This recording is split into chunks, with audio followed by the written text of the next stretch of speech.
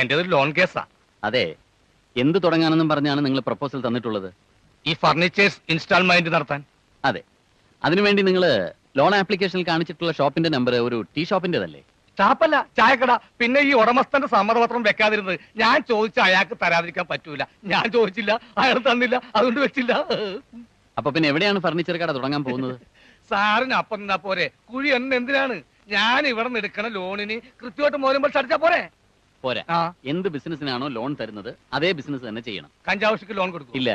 അപ്പൊ അത് നടത്താൻ ഉദ്ദേശിക്കുന്ന ആളുകൾ റബ്ബർ കൃഷിയുടെ പേരിൽ ലോൺ എടുത്ത് കഞ്ചാവ് കൃഷി നടത്തും. ഇതൊക്കെ ഈ ലോകത്ത് പതിവുള്ളത് സാറേ. ഇപ്പൊ ഈ ഞാൻ തന്നെ ഇതേ അഡ്ജസ്റ്റ്മെന്റിൽ ആ കോപ്പറേറ്റീവ് ബാങ്കിൽ നിന്ന് ലോൺ എടുത്ത് എനിക്ക് വല്ല കുടിച്ചാണ് സാറൊന്ന് വിളിച്ചു ചോദിച്ചു നോക്കിയേ. എന്നാ പിന്നെ ഈ ലോണും ആ ബാങ്കിൽ തന്നെ എടുത്താ പോരെ? അത് ഞാനായിട്ട് ഈ അഡ്ജസ്റ്റ്മെന്റ് നടത്തിയിരുന്ന മാനേജർ ട്രാൻസ്ഫോമറായി പോയി. അതിന്റെ പേരില സാറിന്റെ കാല് പിടിക്കാൻ ഞാൻ വന്നത്. സാറിന് ഇനി എന്തെങ്കിലും വേണമെങ്കിൽ ആ പൈന്റ് മാത്രം പറഞ്ഞു വിട്ടാൽ മതി, ഞാൻ എത്തിയതാ. എഴുന്നേക്കടോ. ഇനി പൈന്റ് മാത്രം പറയാൻ ബുദ്ധിമുട്ടാണെങ്കിൽ വേണ്ട. ഇതാ പിടി. തന്നോട് എഴുന്നേക്കാനാ പറഞ്ഞത്. സാറ് പേടിക്കണം, ഇതിനകത്ത് ക്യാമറ ഒന്നുമില്ല. ഞാനത് പിടിച്ച് നാളെ TV കാണിച്ച് അതിന്റെ പേര് സാറിന് ആയൊന്നും വെക്കണമെന്നേ. തന്റെ വേലത്തരൊന്നും എന്റെ അടുത്ത് നടക്കില്ല. തന്നെ പറ്റി ഞാൻ അന്വേഷിച്ചു.